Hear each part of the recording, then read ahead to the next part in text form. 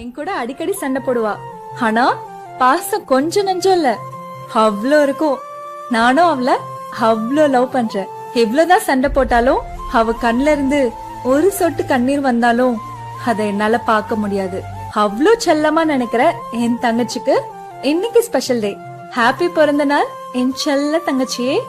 இன்னைக்கு ஒரு நாள் மட்டும் உன் கூட சண்டை போடக்கூடாதுன்னு இருக்க.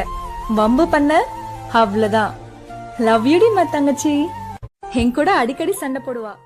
இவளின் கோபம் மௌனமாகும், எதுவும் பேசாது.